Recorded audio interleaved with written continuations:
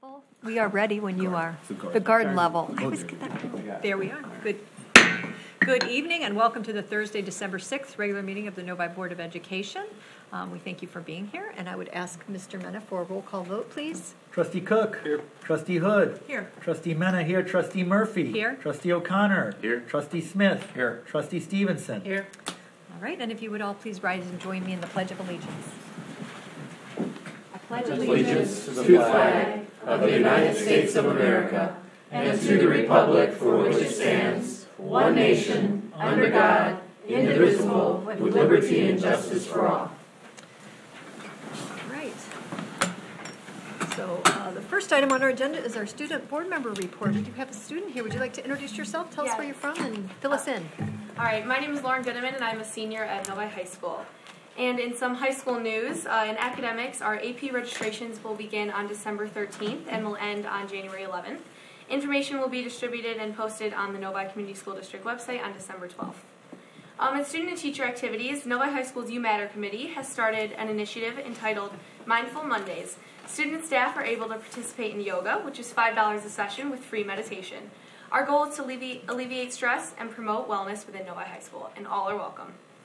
Novi High School participated in the My Career Quest Southeast on Wednesday, November 28th. Students were able to talk one-on-one with working professionals in a variety of fields and connect classroom learning with the world of work. The Senior All-Night Party is a memorable event for our 2019 graduates. The party committee is currently selling 2019 graduate yard signs and graduating class of 2019 tumblers. Go to the Novi High School website and look to the Senior All-Night Party link for more details. On Friday, November 30th, Novi High School hosted the Region 8 HOSA Leadership Conference. Over 1,000 students competed in 52 different competitions, different competitive events ranging from clinical nursing to medical photography. The conference featured special guest Dr. Rana Audish, a critical care physician and the author of the New York Times bestseller In Shock. Students who earn top 10 in their event qualify to compete at the State Leadership Conference in Grand Rapids in the spring. This year, Novi HOSA is again the largest chapter in the state with 436 members. These members exceeded expectations at the Region 8 Leadership Conference, with 343 students placing as finalists and qualifying for the state conference. 50 students earned first place in their event, 38 second place, and 36 earned third place in their event. In athletics, big congratulations to the following athletes who signed their letter of intent to play collegiate level sports. Ryan Pino, who signed to Adrian College for hockey and golf. Jesse Bandick signed to Ferris State for soccer. Riley Belconi signed to Miami of Ohio, also for soccer. And Catherine Ray signed to Wayne State University for cross country and track. Novi winter sports are in full swing. Tomorrow, girls basketball will be home against Walled Lake Western. Boys swim and dive will be at Fenton on Saturday, and varsity wrestling will be at Millington High School and JV at Northville High School. Good luck to all the teams competing this weekend. Millington High School.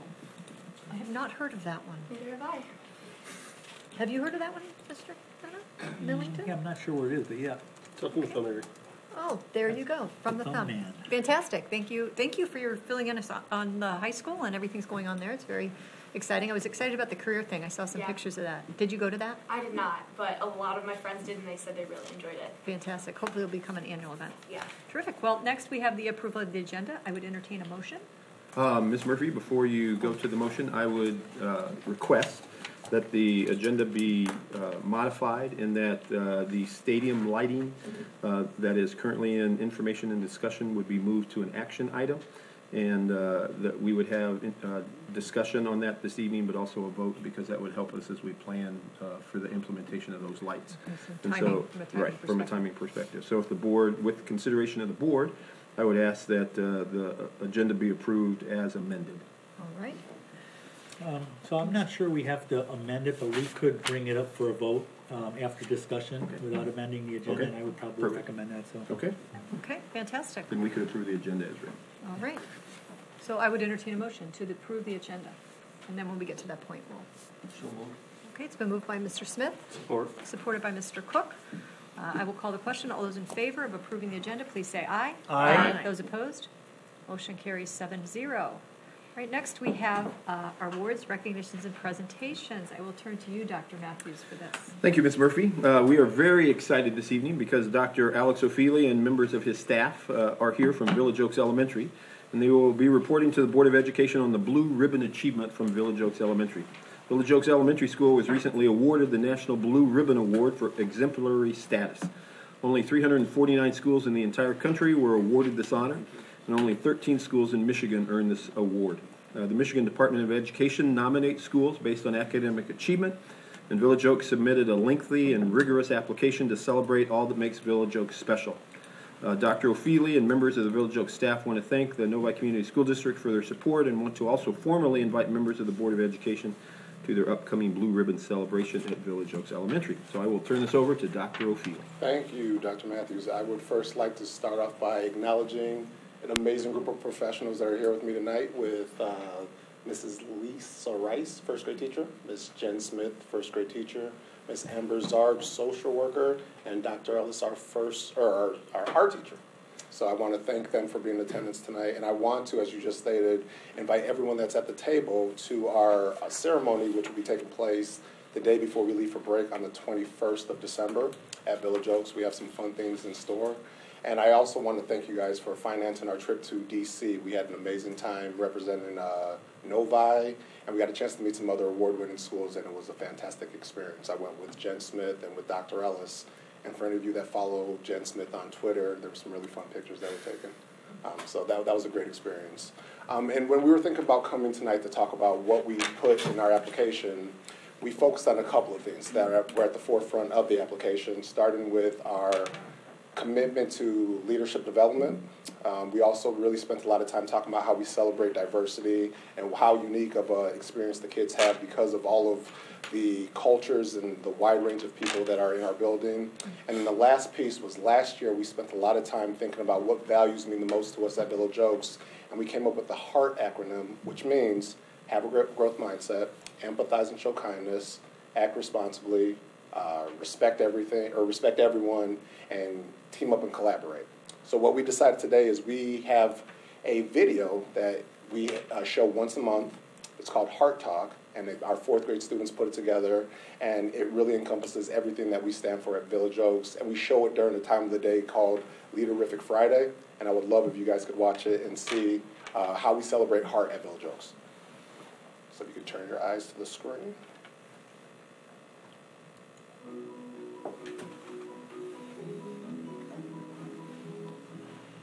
Welcome to our next episode of Heart Talks here at Village Oaks. Thanks for tuning in. Before we get started, let's review what heart is. Whisper the answers. What does the H stand for? What does the E stand for? What does the A stand for? I feel like we should answer. And finally, the T. Great job, Wildcats! Today we are going to learn how to show heart during dismissal. Make sure you listen carefully.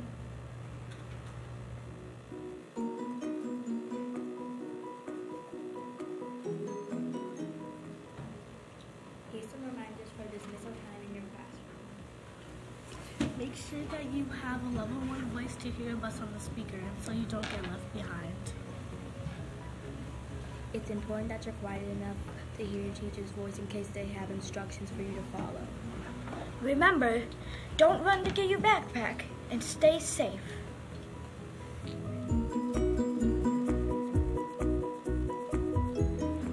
When your bus gets called or your bell rings, you'll have to go into the hallway to leave. Here's how you can show heart in the hallway. Always walk, never run. Show kindness but not pushing or shoving. Keep your voice quiet. Respect the learning that is displayed outside of the classrooms. Don't touch pictures or projects hanging on the walls.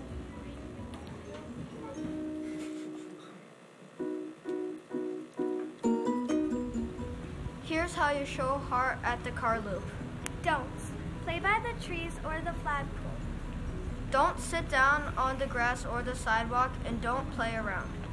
Do's. Stand in line quietly, use kind words, and be friendly.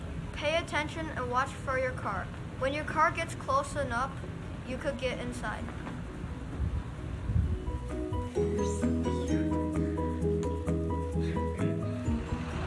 Here's how to show heart in the bus loop. Stay on the sidewalk, do not go on the road. Walk carefully. Do not run, especially during the winter. It could be slippery. Always listen to bus leaders and teachers. Wait your turn to get on the bus. A bus leader can help a kid by if they don't know where their bus is, they could show them. And if they get confused and accidentally go on the wrong bus, the bus leader can help them find an adult to help them out. Look at the sign so you know what bus you're on. Hello. Today we are going to tell you about the expectations on the bus.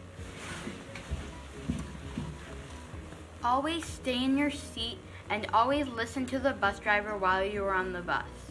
No screaming on the bus. Now here's what you shouldn't do on the bus.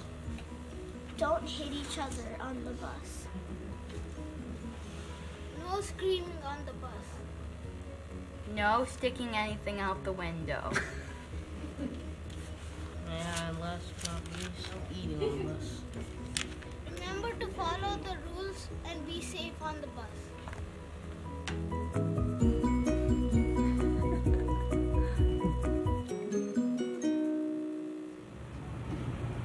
Now it's time for shout-outs. Layla from Miss H. Polk's class always follows the dismissal routine. She waits quietly at her seat for the car rider bell to ring. Way to go, Layla. Martina from Mrs. Dukovich's class all shows up at the call. She is always responsible for waiting along the grass and looking for her parent pickup. She always walks in the hallway to get to the front of the school in a safe and respectful way too.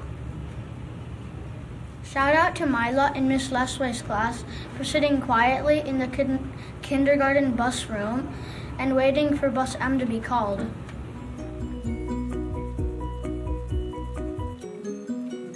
Now it's time to stand up and do the heart change.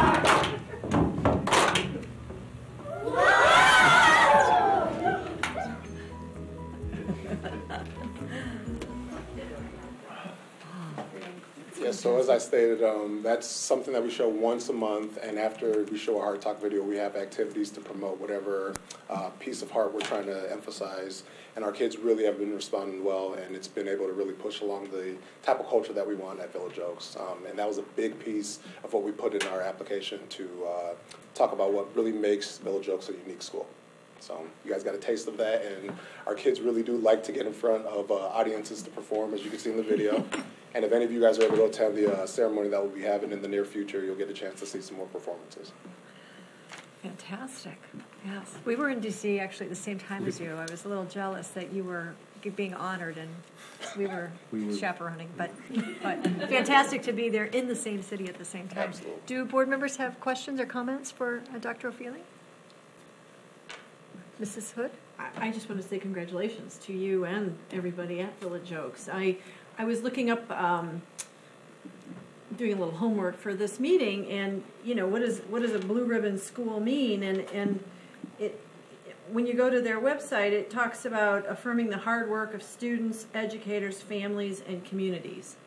And I was at the first grade concert on Monday, and it was just, I don't know if electrifying is the right word, but those first graders were amazing. They stayed in their places on the stage. They listened to their teachers. They kind of hammed it up a little bit, but then they got right back into what they were supposed to be doing. And it is a cultural thing, and you do get that feeling, and it was packed. I think every parent was there, and it comes across. So congratulations. And Village Oaks warms my heart because my two boys went there. Absolutely. And I can say this as someone that's relatively new to the district and to the community. I feel very honored to be a part of the Village Oaks community, and I feel very supported not only by district leadership, but the community at large. The parents continue to come into the building that their kids left Village Oaks a very long time ago, and it really speaks to how much people within Novi, how highly they think of Village Oaks as a school. Yeah, fantastic. Fantastic. Mr. Smith. You can call me doctor. I almost did.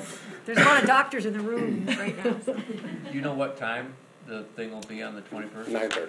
9:30. One of the things we got at our place tonight was actually an invitation. So thank you very much. And then are you getting all the signage? I know Woods has a number of signs at the entrance and all that will come. We're going to make sure that Village Oaks is duly represented. Okay. Did you get your shirts? They're on their way. All right. Fantastic. Was that what this is?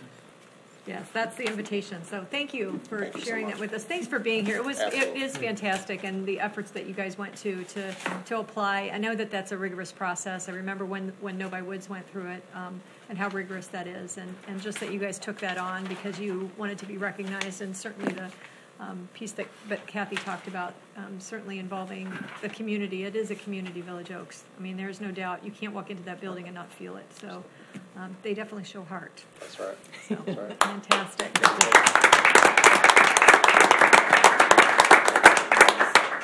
And thank you for being here tonight and sharing with us some of the joy of leading at Village Oaks. All right. Thank you so much. Thank you. Terrific. Next. I'm going to get back to my agenda. Next, we have our comments from the audience related to agenda items. So this is the first opportunity for comments related to items that are on agenda this evening. If there is anyone that would like to address the board about anything on our agenda, they could fill out a green card. We'd appreciate it if you give it to Mrs. Holly, who's in the blue in the back, prior to approaching the podium. And we do ask that you limit your comments to 5 minutes. Okay, seeing no one rush to the podium, we will move on to our consent items.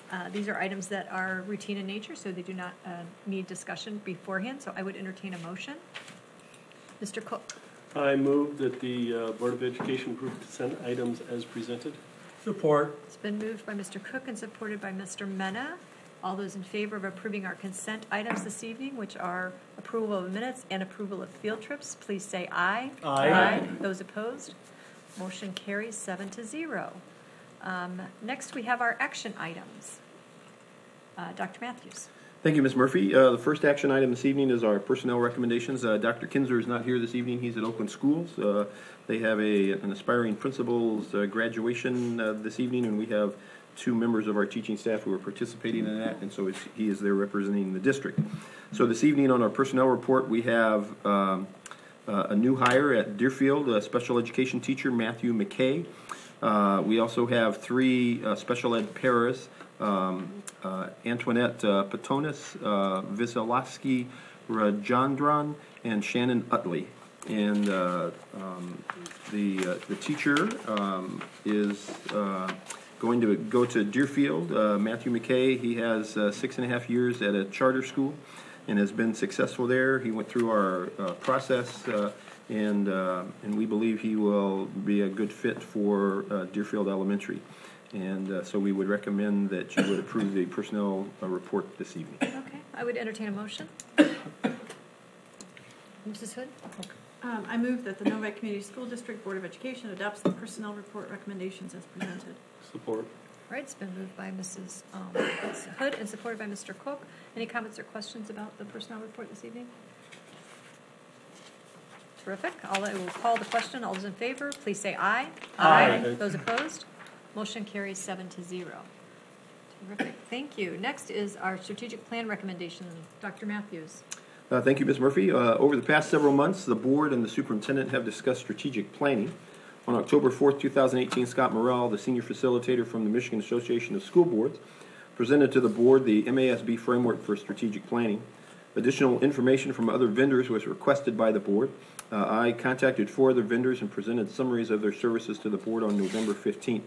After due consideration, I am recommending moving forward with strategic planning using the Michigan Association of School Boards. And so this evening I would ask the board to approve the recommendation that we approve the Michigan Association of School Boards to facilitate our strategic planning and the associated costs not to exceed $10,000. All right, I would entertain a motion. Mr. Mena. Yeah, I move that we approve the use of the Michigan Association of School Boards to facilitate strategic planning for the district and the associated costs not to exceed $10,000. Okay, it's been moved by Mr. Mena. Is there support? I support. Then supported by Mrs. Hood. Is there any discussion on the item? Mr. O'Connor. So I'm going to support this recommendation, but I'm really going to do it based on a conversation that I had with Dr. Matthews a couple weeks ago. I know he mentioned in our last meeting. And I just hope that we implement some modifications to the MASB proposal. We don't need the 60 to 70 stakeholders. I also think that from a strategic planning process, I hope that 80% of the focus is really more on the capital expense outlays and what we're doing as we proceed if we want to go for a bond, and really keep the other 20% toward tweaking our missions, our mission, our vision, and our goals.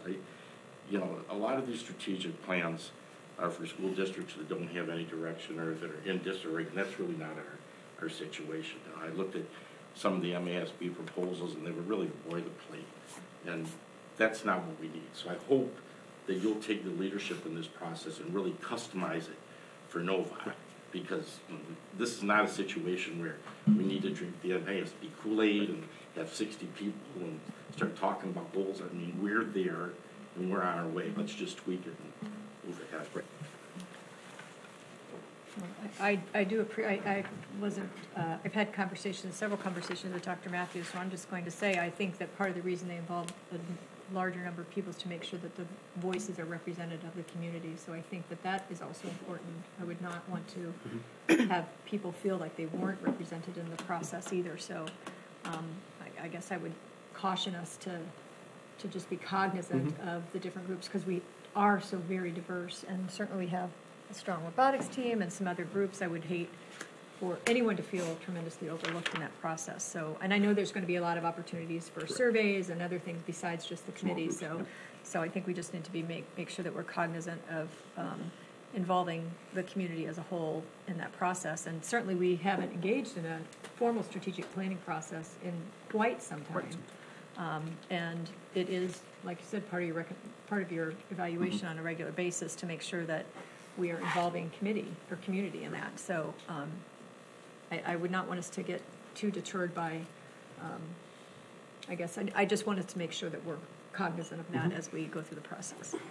Yes. Yeah, and one of the things I want to make sure is right off the get-go that our facilitator make sure everybody understands exactly what the goal is. What is it that we want to accomplish, and when we're done, what we consider a successful outcome. So that's good.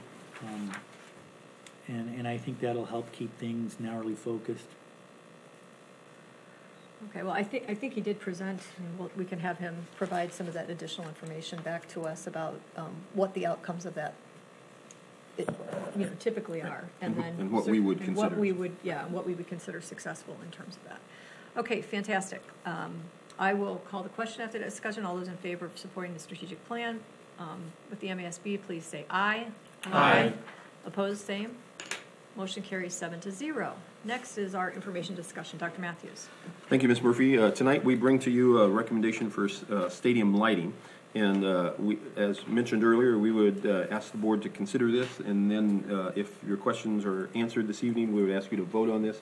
because the company needs to make polls and those kinds of things, and so we want to give them as much time as possible to engage in that. And I will turn this over to Ms. Minnick, who will kind of lead you through the process that we used on the stadium lighting, and then be able to answer any additional questions. Ms. Minnick. Thank you, Dr. Matthews. Good evening. As discussed at previous board meetings and Capital Projects Committee meetings, the district wishes to replace and upgrade athletic field lighting fixtures and poles at the Novi High School football stadium and the Novi Meadows soccer stadium. This project will require the procurement of electrical work and installation services and the purchase of light fixtures, poles, and materials. On November 12, 2018, construction documents were formally issued and made available to the public. An advertisement for bids was published in a local newspaper and posted to the required State of Michigan website. The bids presented tonight for electrical work and installation were received, opened, and publicly read aloud on November 28, 2018. The bids have been evaluated and contractors have been interviewed. Attachments before you this evening include a letter of recommendation for the electrical work and installation from Foresight Design, our landscape, our athletic site engineers, and a detailed listing of the recommended contract award and a full bid tabulation. The cooperative bid presented tonight for the purchase of the light fixtures, poles, and materials offers pricing from the National Sourcewell Cooperative Bid, formerly known as NJPA. The dealer has provided stadium lighting solutions for more than 40 years, is a responsible bidder, and has previously done quite a bit of work within the district. The contractors and contract amounts recommended for award are Rawhorn Electric for the electrical work and installation at a cost of $113,422. Musco Sports Lighting, LLC, for the LED lighting system and poles at Novi High School for a cost of $239,500. And Musco Sports Lighting, LLC, for the LED lighting system at Novi Meadows for a cost of $82,500. The grand total recommended for award is $435,422, which includes procurement of the specified lighting systems, installation, and performance and payment bond amounts. These bids are planned expenditures from the 2014 Capital Projects Fund. Joining us this evening in the audience are Mike Sims of Foresight Design and Jefferson Barber of Musco Sports Lighting. And we would be happy to entertain any questions you may have this evening. All right, fantastic. Thank you for being here. Good evening. Board members have questions about the information that we've received and the bids that are before us this evening? I do. Okay, Mr. Smith? Who sits on the Capital Projects Committee? Mr. Mena, Mrs. Hood, and myself.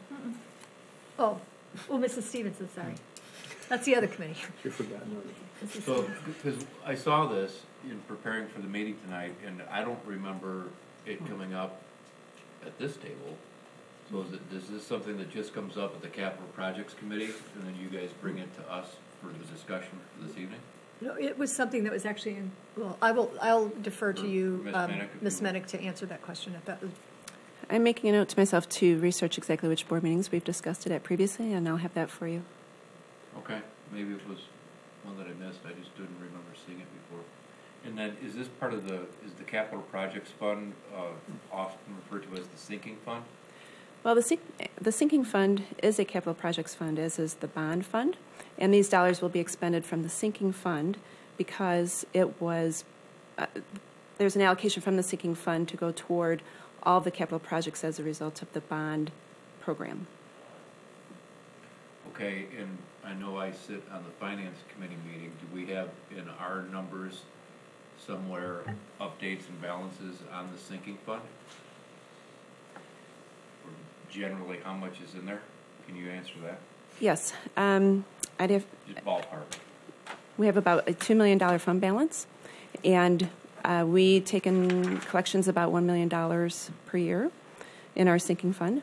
And back in 2014, when the bond program was approved by the voters, it was agreed that a portion of the sinking fund monies would be allocated in order to complement the bond monies in order to do the projects that were identified by the board. And there's a fresh $1 million that hits that sinking fund every year? That's correct. Was this part of the discussion that went along with some of the other improvements that were made to the football field? Yes. The turf and whatnot? So in last January, there was a full presentation to the full board by Plant Moran Cressa that give a history of the projects we've done to date, what the expectations of the bond program included, and at that time, the stadium lighting was briefly discussed. Okay. I guess, and I'm sorry to ask so many questions. That's fine. The football field, as far as lights go at the football field, does that, I guess I'm ignorant to some of the events that go on there. I know there's nighttime football games, but I think there's only 6 of those. What other things that the other events we would have Band. the band uses it, field hockey, lacrosse. At night? Yes. The Bobcats use it occasionally in the evening. Track and field. Does track and field do things at night also? Sometimes they go into the evening if it's a tournament or meet. Like the Oakland Schools track meet. And it's the soccer team that uses the Meadows field. Boys and girls soccer. Okay. It's a decent chunk of change. Mm-hmm. So, if I can. Yes, you may. Thank you for I remember having conversations with Ms. Minnick because I had actually thought that this was going to come before us a lot earlier. So this was always on the radar for from the bond fund. So I'm actually glad to see it come. But I do have some questions, if I may. I'm sure when you guys came out and looked at the lighting, you were able to measure the brightness that we currently get on both the athletic field at the high school and the one at Meadows. Can you give us an idea on what the improvement's going to be by moving to these, I'm assuming, LED-type lighting systems? Yes. Well, we factored in what we call light loss factor. That is a degradation over time of the existing lights. These lights were put in 92. So without relamps, well, those lights initially gave on the high school field 60-foot candles. And without relamps, they're down to the 35 to 40-foot candle range, maybe even lower. The soccer field is the same way. It was initially lit to 50-foot candles, and it's down below 30 at this time.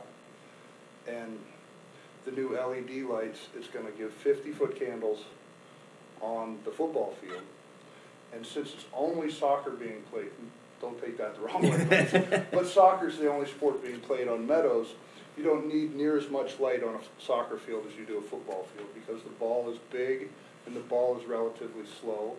So you can get by with 30-foot candles. So that's why we proposed 30-foot candles and it was accepted. And it's money saving to go to 30-foot candles. You don't need to go to 50. But the brightness is going to be at least as much as we currently have there. Yes, We're it'll be gonna more. it'll definitely move.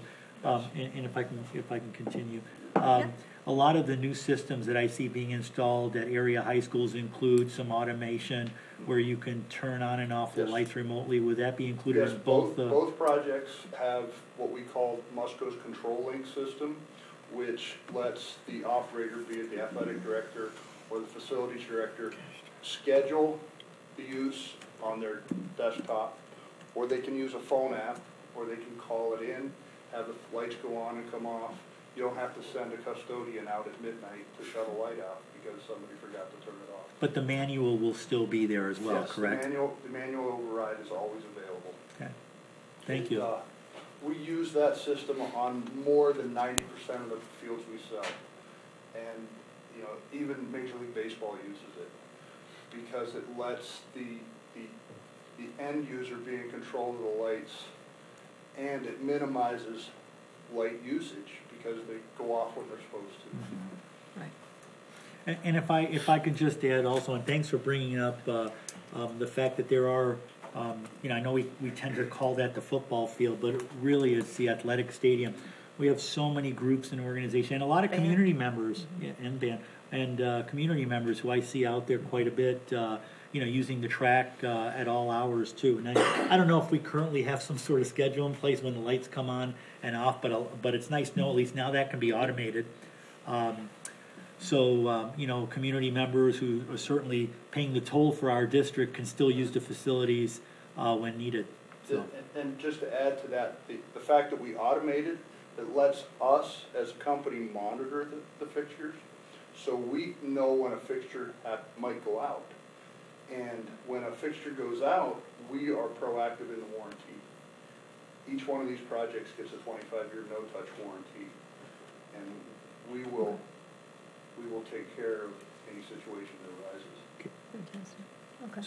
So 25 years, you'll replace Bulbs? bulbs? and- Well, LEDs, they use little chips, but yeah, we take care of everything. So We- 25 years, we have no other costs involved with the system? Unless there are wiring issues or something underground or what If have you. there's an issue between, with the existing Yeah. wiring, that's not, Right. but anything that we supplied, we will take care of for 25 years. Yeah. Fantastic. That's good Left news. that big issue out, that's a biggie. And Yeah. the reason we can do that is in Meadow School, we're reusing the existing poles that we installed back in '92. So we can guarantee that those poles are still able to handle the load. Now, at the high school, we're gonna be replacing 3 of the poles. The 4th pole will be on the cell tower. The cell tower, we cannot give the 25-year warranty because we don't know what's gonna go on with that cell tower, but there we give a 10-year warranty. Okay. And no interference issues or concerns with, listen, I'm only asking because I know that, for example, my garage door opener, I can only use certain bulbs. They start Right. putting LED bulbs in there, I don't get the range, so I'm just, No, we put them on cell towers all the time. okay. That's actually pays for a lot of schools' projects. Right. Our current lighting is on the cell phone tower. Okay. And Mr. Cook, did you have a question? Yes, I'm done, thank you. I assume this includes the practice field, because we have lights that, on the backside of the one, lighting the south end of the practice Right. field? With my discussions with Jill and with Mike Dragoo, it was determined that they don't use those fixtures very often. So we are actually replacing those fixtures with the existing fixtures. Oh. So you're not spending any money to replace those lights. So just moving existing fixtures from the stadium to the practice field, are we planning on adding any lights to the north end where the band is always The practicing? fixtures that are currently servicing that practice field will be reinstalled on the new poles to still service that practice field. Okay. I believe there's 20 fixtures there now. And we're just gonna take those down, we put the new poles up, those will be reinstalled. That's correct. The long-term vision for that whole practice field is part of the discussion that we're going to have as we enter into the discussion about the use of facilities and fields in the bond projects.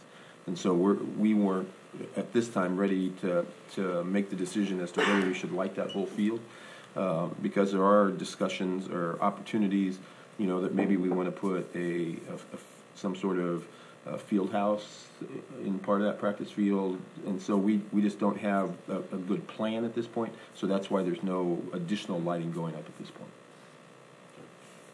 Okay. Other board members that have questions? Mr. Smith? Just Or back to follow Mr. up the point you made about the 30 candles. You need to talk into your microphone there, sir. I can't see over Dennis. You said at the soccer field they'll use 30 candles. 30-foot candles, yes. So I know that is adequate for right now. I just don't want to have buyer's remorse. I typically am happy if I spend money and get something that's great, that'll last, versus trying to save money and get just what I need. Right. Well, so if we're going to spend this much, would it make sense to spend more? The other issue we have is why we really couldn't go much more than 30-foot candles is the fact that those existing poles were engineered to support the lights that are there now, but in 1992. The International Building Code has changed the wind load rating for this area from 75 miles an hour to 115 miles an hour. So they wouldn't be able to support enough fixtures to give you any more light. Okay, so all I'm saying is if we're going to spend, I'm not trying to be flip, if we're going to spend $500,000, why don't we spend $600,000 and get better poles and better lights? I wouldn't be opposed. Well, during those discussions, though, we did talk about the number of candle feet that's necessary for the speed of the balls that are on the fields that we're lighting. So at the high school stadium, you have lacrosse balls which travel very fast. footballs may or may not travel as fast as soccer balls. But we did talk about what is the necessary number of candle feet that are needed to light that field. One of the enhancements that we are making is we are adding a little bit more lighting toward the bleachers and the dugouts so that those are not in shadows, I guess you could say. So that's an enhancement that we are making. That was a need. And another point, LED light, even though when I go out with a light meter, it will meter 30-foot candles. When you look at it, it appears to be much brighter. That is a phenomenon called perceived brightness, and that has to do with the color temperature of the light. So if you were to light that field to 30-foot candles and conventionally light a field to about 45-foot candles right beside it with the HID fixture, you wouldn't be able to tell the difference. And we've been actually working with Cal Berkeley to get working on a study to try to get the foot candle levels lowered across all sports if they use LED because of the perceived brightness phenomenon. The problem is each human sees that perceived brightness differently, so you can't make an across-the-board assumption. So we don't know if it's ever going to come to fruition that we're going to be able to lower the foot candles, but it's a hope. But the discussions that Ms. Minnick and Mr. Dragoo have had, we're pretty confident based on the usage of the field and that it's primarily and exclusively a soccer field, that what we propose is going to not only just be adequate, but more than adequate for the needs of that field. One last quick question. Okay, and one more quick question. Do you see the degradation with the LEDs that you see with the other lights? No, you don't, not at all. Would the warranty cover if there were any degradation? When we sell a project, we warranty not just the equipment, but the light levels on the field. So that's how we warranty the project, is the light levels on the field. If the lights fall off, and we'll be able to know that through our controls monitoring system if lights fall off. And we factor in what we call a light loss factor, which takes into account what we call dirt depreciation, because each lens is going to get outgassed and a little bit of dirt on it just through time. Because we light it higher initially, it will be taken care of. So initially the lights will probably measure about 35-foot candles on a 30-foot candle field. So it will take care of it over time. There is basically no light loss in the fixture itself over the life of the project. Other than any gassing of the lens or anything like that? We've done many hundreds of thousands of hours of testing on our equipment. We have a certified light testing lab, one of only 4 independently owned ones in the country, to monitor that. Fantastic, thank you. And we do have... Just a quick, and you guys have been in business how long? I think it's 42 years now. We light basically nationwide approximately 80 to 85% of all athletic fields that are lit every year. Wow. Fantastic. Well, okay. Over 65% worldwide. Thank you. I'll just say, can I just say really quick, I ref field hockey in my other little role, and they've had to switch balls on our field because they can't see it once it turns dark because the lights are so bad. And they, of course, knew I here and they complained to me about it. As they should. So I do know that there are issues, and I'm thankful and hopeful that this will take care of it. It was, I know, to your point, Mr. Smith, I think it was included in our original needs assessment from years ago, from however many years ago we did the needs assessment for this current capital projects fund. So it's kind of always been on the radar. It's just been not one of those things that took high priority. So the discussions may have well taken place before you took your seat or were appointed.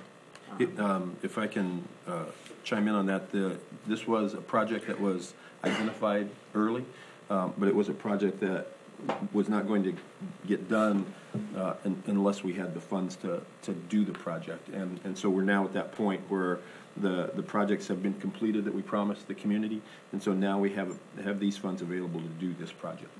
All right.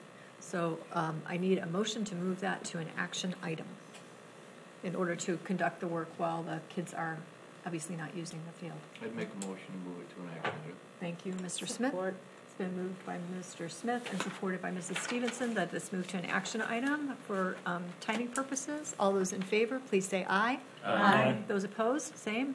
Motion carries 7-0. And then I would think you need to vote on the Yes. actual motion. I actually knew that, but thank you for reminding me. So we do need a motion to approve the bid, and I believe, Mrs. Minnick, that it is, oh, I got locked out of my computer, so, but I believe it's on there, so I would appreciate if somebody would like to make a motion. Mr. I'll go Mena. ahead. Thank you. So I'll move that the bids totaling $435,422 as fully detailed and itemized in our attachments anyway, and as discussed, and awarded, let's see, I'm sorry. It's okay. It's just written a little weird here. That they be discussed. Yes, that they be discussed and approved with the form of contract included in the bid documents and contingent upon each contractor meeting the provision of the bid specifications requiring delivery of surety. Further, that the Assistant Superintendent of Business and Operations be authorized to expend the funds from the Capital Projects Fund and or the sinking fund. The sinking fund is a capital projects Yeah. fund. Okay, it's been moved. It's been moved by Mr. Mena and supported by Mr. Smith.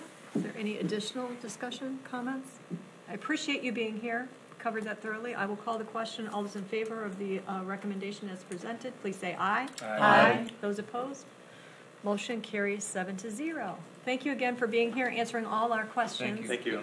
Yes, we do really appreciate that. And we look forward to the lights being installed. So how soon, can I ask how soon that will start to take place? We will be generating purchase orders in the morning so that Musco can start manufacturing the poles and the lights. Okay. And then in the meantime, I believe We're anticipating, a lot of the work is going to be dependent upon material delivery. There is a fabrication time required for the components. So right now we're targeted like January 14th for the contractors to mobilize and start work. Okay. We're anticipating being complete by February 28th. Okay. So by the 1st of March, we should be good. So by the time spring sports season really Yes. gets started, we should have lights. That's correct. Fantastic. Well, thank you. Thank you again for being here. Thank you. All right. Does anybody need a break? We don't have too much more on the agenda. If we're okay to move through it? Okay, fantastic. So next on our agenda is peer-to-peer course proposal. Dr. Matthews. Thank you, Ms. Murphy, and I will turn to Dr. Weber to introduce this new course at the middle school.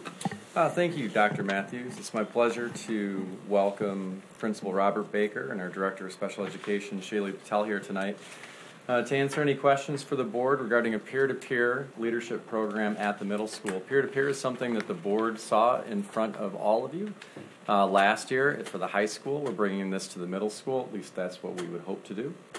The Novi Middle School Special Education Department speech and language pathologists and social workers would like to propose that Novi Middle School begin offering the peer-to-peer leadership program as an elective for students beginning in the fall of 2019, and is currently being offered at the high school, as I've mentioned. The peer-to-peer support programs provide critical opportunities to bring together students with a range of needs, and these programs can lead to academic, social, and behavioral benefits for all participants. Students learn to relate to people with different needs and develop an increased understanding of individual differences. Diversity is present in every public school district in our nation. We support and celebrate diversity through a variety of instructional support programs, including specialized programs for students with disabilities. Peer-to-peer students act as peer models and mentors and work collaboratively alongside students with IEPs to support active engagement and understanding of the expectations in the instructional environment. This comes before you tonight for information and discussion again. We have Ms. Patel and Mr. Baker here. If you guys could take the podium, please. And any questions the board may have, feel free to direct towards me or our good folks here tonight. All right. Thank you for being here. Are the board members have questions about the peer-to-peer course proposal for the middle school? Anyone? Can you speak maybe, Mrs. Patel, Shaylee, can you speak to the high school program and how that's going, just briefly? Yep, so we have students that are gen ed students that are placed in the elective courses or a core class, and they support the student with special needs in that class as their peer support versus using an adult support.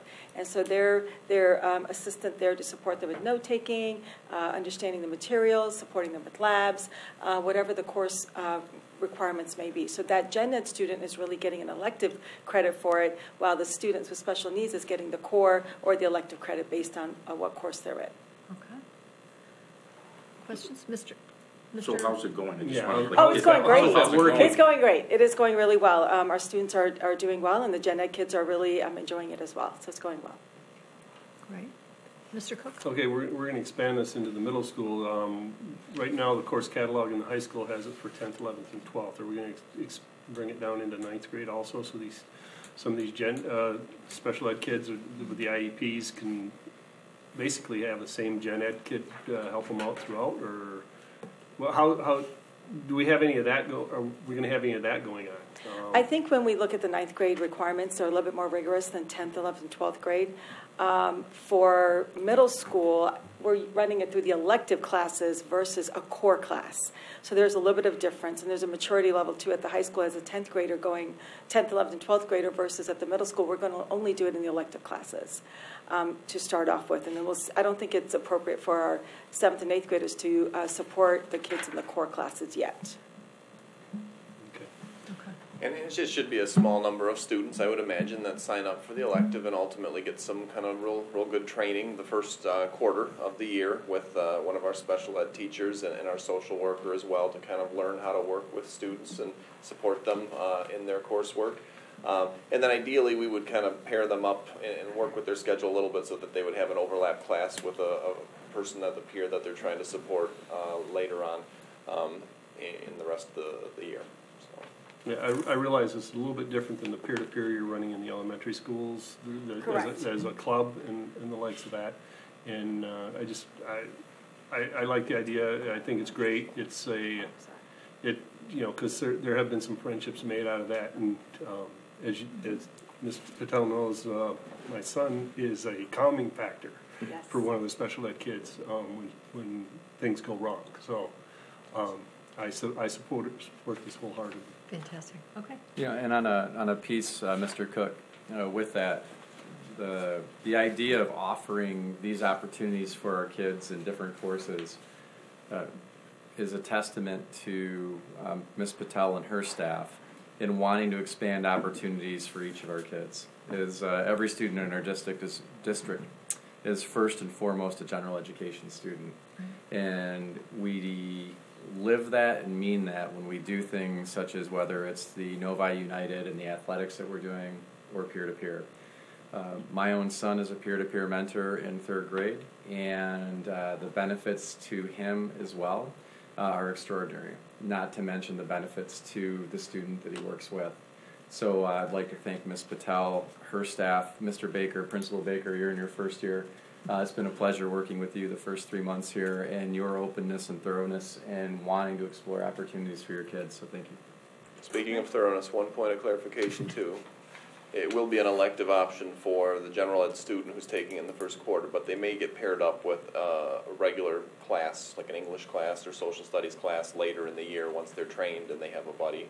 And we will have a social worker that is kind of overseeing and can be checking in for either partner in that partnership along the way for issues if there's a problems that need to be worked out, or if we need to terminate the buddyship if there's a problem. So Principal have some oversight. Baker brings up a really excellent point as well, in the sense that the board committed to having a social worker in each one of our buildings and 3 at the high school. This is a concrete example of when we put our resources towards things like staff, like social workers, what can happen. Because we have a social worker in each one of our buildings, we are able to offer this sort of programming in each of our buildings. So here's an example of your votes, your allocation of resources to put people in spaces to do good work, and this is what can happen from it. Okay. And I believe Mrs. Stevenson, did you have a question? I have a couple of questions, yes. Is there a cap on how many students can be involved in this program? No, not at all. And how anyone that signs up is in the program, or is able to take this elective, or is there an interview process? At the middle school, I think it is just that anyone that signs up has an interest in working with our kids and supporting them. At the high school, the pathways that are set up for working in childcare, wanting to go in education or special education or psychology, that's how the students that want to do this are choosing to do this. So we don't have I don't know if we have an application process, but I do know that at the high school staff, Mrs. McKevich, who runs the course, does meet with individual students and discusses what the course requirements are. And how will you pair the students up? How do we pair the special ed and general ed student up? I would need to talk to Ms. McKevich about that, how it's selected at the high school level. Is that going to be the same basis that you use for middle school? I'm not sure yet. I'll have to ask the middle school staff on how they want to do that. We can have we Ms. can get back to Patel get some more information. We can include it in the board packet before you vote on this on the 20th. Okay, okay. Did you have something else, Mr. Smith? Is it only for 9 weeks, the first semester? So if that relationship continues, would that be an informal relationship? It would be informal. They might be in English class together, for example, and so That's might be note-taking help, a little bit of an incidental benefit, and kind of a planned incidental benefit for them to be able to. But it's always a gen ed and then a special ed. So my son Thomas, who's on an IEP plan, could he still be a peer, or does he have to be?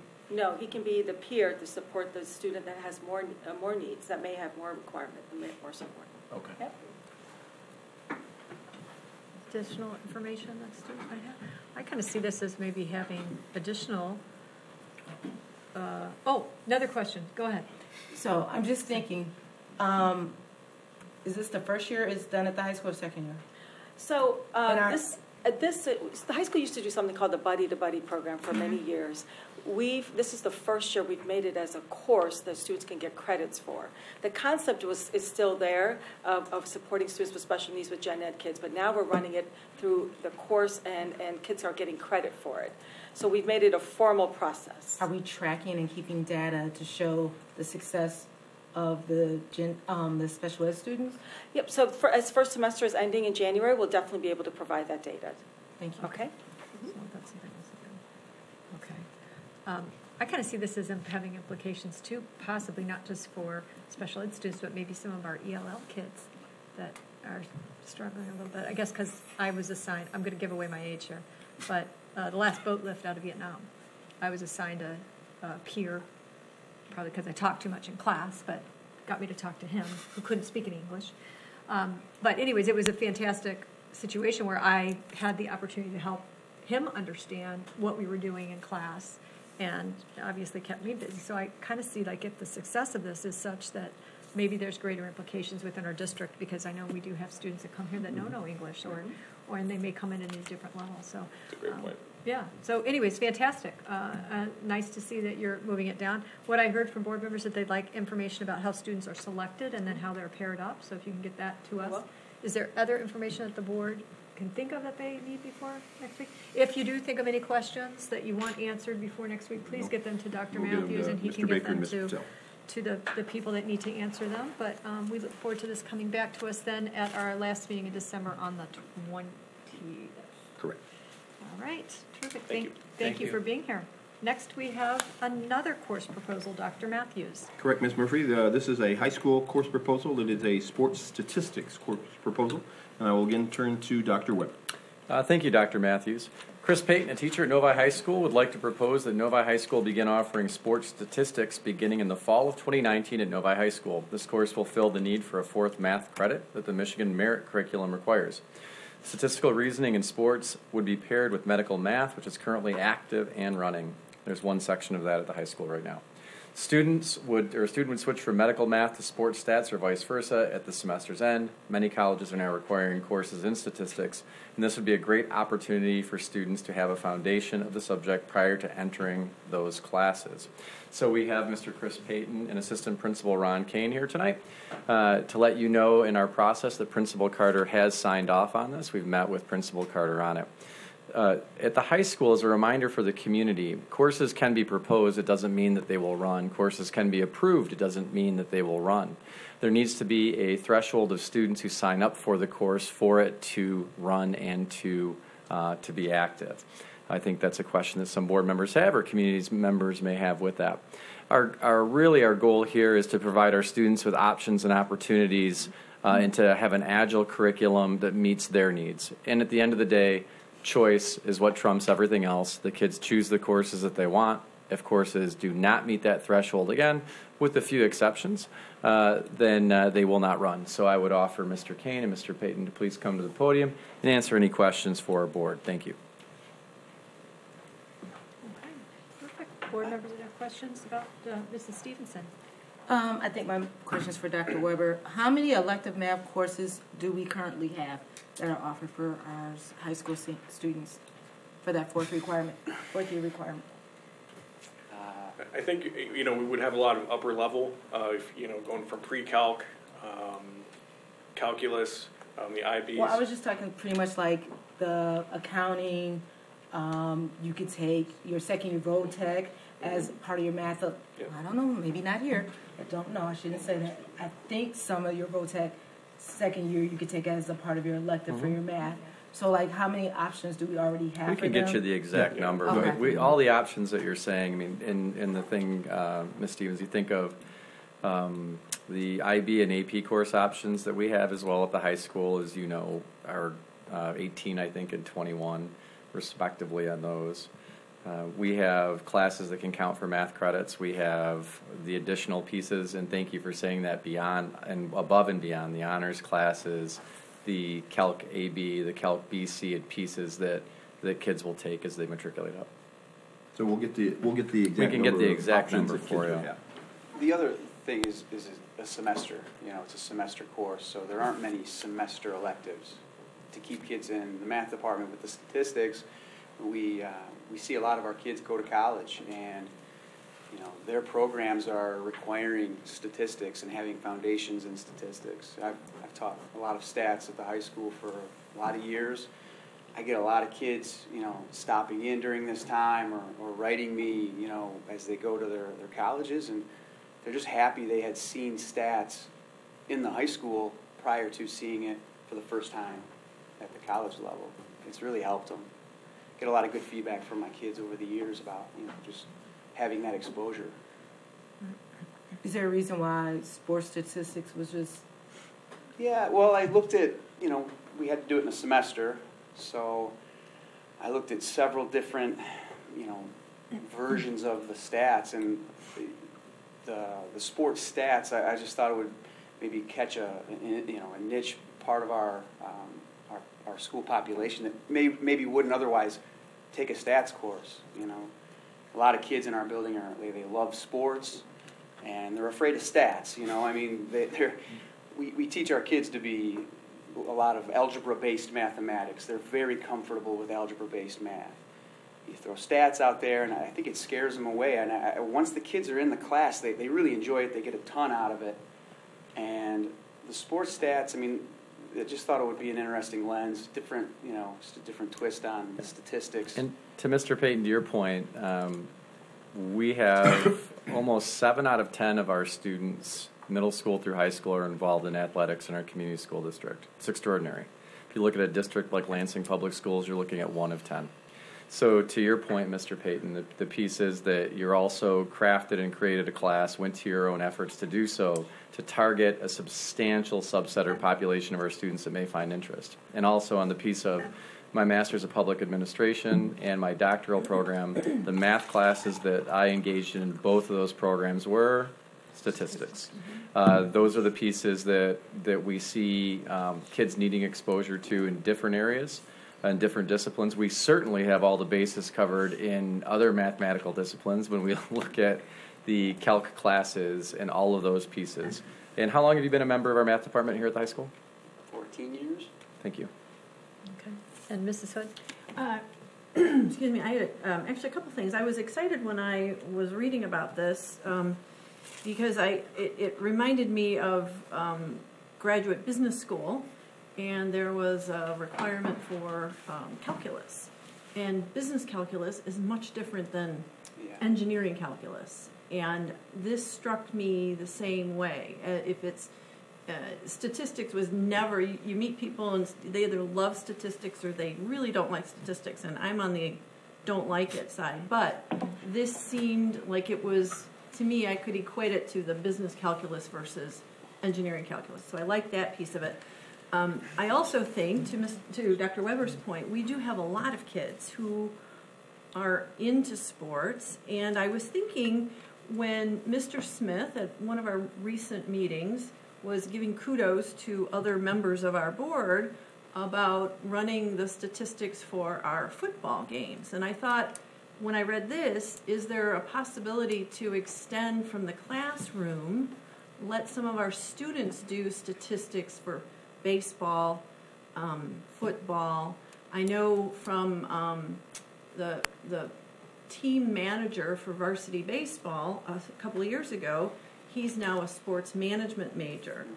And this seems like it would be right up his alley. So I was thrilled to see this. I've had plenty of kids over the years work with our programs.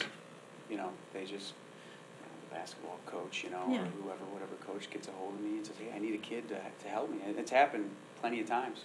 Yeah, I get a lot of kids that they get through, let's say they take me for AP Stats, and they want to take more. And, that's what I tell them. There's other opportunities to stay involved with statistics, so, yeah. Right. Other question, Mr. O'Connor? So I understand the interest component to this, but I don't understand the business application to this in terms of, what we're trying to do as a board in terms of trying to develop skills for our students so that they can get jobs and careers in highly competitive markets. I was going to say I'm one of the most passionate people about sports statistics on this board, but with Mr. Menaher, I guess I'd have to play second fiddle. But, being a sports statistician, you get $50 and a free meal at a football game, and it's once a week. It's not a living. So I understand what we're trying to do here, but if we're trying to fill a spot for an elective just to fill a fourth math credit, why wouldn't we do statistics so that we're preparing our kids for jobs, so that there's applications toward whether it be a business analyst or a financial analyst or a market research analyst?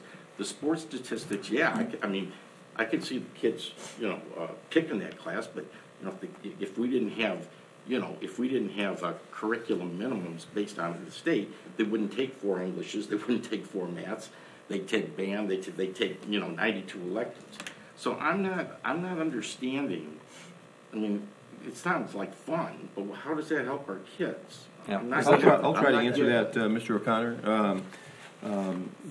There was a movie 4 or 5 years ago and a book called Moneyball, and it's all about using statistics in sports. It's all about using statistical logarithms and applications to try to figure out who's the best fit on a team. If you watch Sunday Night Football or any of the football programs now, you'll see all of the sports statistics that they use. Amazon Cloud is a sponsor of all the statistics that they use on those broadcasts. And so, many of the general managers who are being hired by professional teams are now they're not traditional baseball people, for example. They're not the coaches or those kinds of people anymore. They're people who have knowledge of how to use numbers to determine who's the best fit for a team. And so in some ways, I think, Mr. Payton, I hope I haven't overstepped my boundaries, I think that this is kind of the design of the course is to introduce students to this kind of a potential job market as they look towards what their careers might be, because this is becoming more and more about what sports are about, trying to use numbers and statistics to identify who's the best people to put on a team. Yeah, I guess I didn't think about it in terms of jobs. My hope was to expose more kids to statistics through sports. Now, down the road, they can choose to get into business stats and apply it however they. This is just, through the sports lens, capturing maybe kids that wouldn't have otherwise taken a stats class, but because of the sports component. But believe me, I love it. I don't know if we're servicing our kids well. I mean, So- you could have a sports stats club and be a Schedule B teacher and teach that. I just, there's only 32 major league teams in football. There's only, we're supposed to be developing our kids so that, they can be job ready and career ready in competitive markets. And this is really a narrow market. And believe me, it's a great course. I love stats. But, there's not much of a market for it. Well, can I just had a conversation with my daughter, who is in stats right now in college and wishes she would have taken a class in high school. But her schedule didn't allow her to take a full year's class. It just didn't.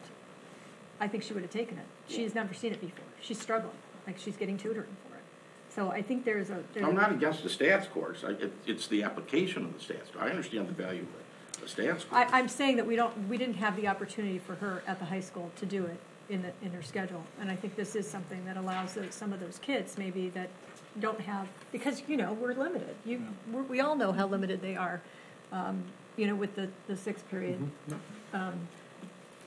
day to get everything in that they really kind of need and potentially. And she's not taking math. I mean, she's a history major, but they require her to have stats. So I think a lot of colleges really require that. So I think it does feel more than just a little niche. I think it feels like maybe a little bit of a gap that we have currently in our school. I do want to just say briefly that I read through, you really very thoroughly analyzed the textbook and provided information about the Michigan Merit Curriculum and what it covers, and I did really appreciate seeing that. So I just want to say thank you for all the notes that you took on that. Mr. Mena. So, I'm a little intrigued by this class. I have a little bit of experience in sports statistics. And this is sort of responding to Mr. O'Connor. Initially, when I saw this, I was looking at it with that sort of a focus, maybe a little bit more narrow focus. But as I sat back and thought about it, and I also have a computer science degree, and I've spent a lot of time, for example, with our football team, our high school football team, doing stats, and sometimes working with our head football coach. We'll talk before a season, what kind of data do you need? For example, his kids have goals for every single game. The defense may have goals. Special team has goals. The offense has goals. And all of that data is there that I'm already collecting, right? So being able to understand the data and being able to report on it is great. But I also see an opportunity for a kid who takes this class, who may have an interest in coding, to be able to take some of that data and then generating reports and developing applications that could be used real world. So it's not just about working, being able to work for a particular team, which you're absolutely right. There's only so many of them, and they're not exactly the easiest jobs to get into. But there are a lot of other applications for this, and as I started thinking about it more and more. So I'm intrigued. I like the idea. I'd like to get a little bit better understanding about what the syllabus for something like this would look like. Get an understanding. Maybe get a better understanding if maybe there are tie-ins like I'm talking about, or even potential for kids who might have interest to go ahead and do statistics collection outside of the class. We certainly have a need. We've built up this Nova Athletic Broadcasting Network where we've got kids coming and they're broadcasting games after school right now. Well, those kids that are doing radio need stats in front of them. It's kind of hard to fill up airtime if you don't have, if you're, for example, a basketball game, you don't have how many points your star player has so far. Having kids who can learn to collect that data and fill that role would be huge, and I'm hoping maybe we can start building a farm club out of this particular class. So I really like the idea. I only have one minor concern, and I did bring this up to you.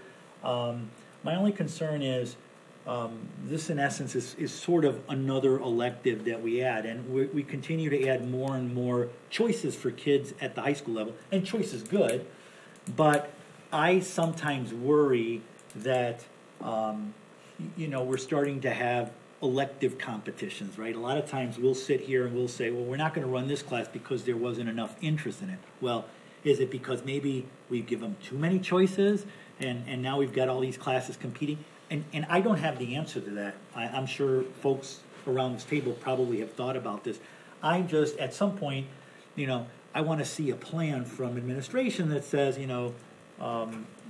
what point do we saturate our course curriculum where now we're doing a disservice to kids, because there might be some kids who are really interested in taking a course, but it gets shut down because kids have made choices to take other classes. So, and that's not really directed at you guys. I love this class. I think if it's structured well, this could be a fantastic class. So, okay. Mr. Cook, go ahead. I guess when I first looked at this, why are we doing it? Okay. You said that, okay, you're trying to draw people in with it. You're putting, to me, it still looks like you're putting a different headline on the same article. Kind of curious as to what would be different in this class versus a normal statistics class, because even in my doctorate level statistics class that I've had to take, we covered a lot of sports. Okay, and I'm sure you do in your AP courses, and we have a statistics class, and you end up spending a lot of time on probabilities through gambling or statistics through sports analysis and stuff like that. I'm sure you do. So where's the line of demarcation between the two? And maybe I'm going to answer my own question here. I assume the statistics class is a full year, and this will be a one-semester class. So why can't we just take the statistics class, break it into 2 semester classes, and offer another session of statistics 1, and then those that need the statistics want to take the statistics 2 to continue on with it? So the regular stats and AP stats courses, they're year-long courses. We get into a lot of depth. We use heavy formulas, advanced mathematics. This course, I guess in my mind, the way I see it is a lot more simulation. It's a lot more, I guess, beginning with the end in mind, with formulating questions from day one and using, going out into the school and generating data and bringing that data back and, trying to help answer those questions without needing to use that big, heavy statistical formulas. That's why I love the book. Josh Tabor, that wrote the book, I don't know him very well, but I've had interactions with him. He's a pretty good AP stats guy. That book is fantastic. We're still going to be missing, in a semester, you can't get to everything. It goes quick. But you can still put together a solid stats course to get kids the exposure they need, to have the foundation they need to, at the next level, be prepared for college level stats and do it in a semester. They're not going to be as well prepared in a semester as a year. There's just no way. So I guess what your question was, the need, right? What is the need for it?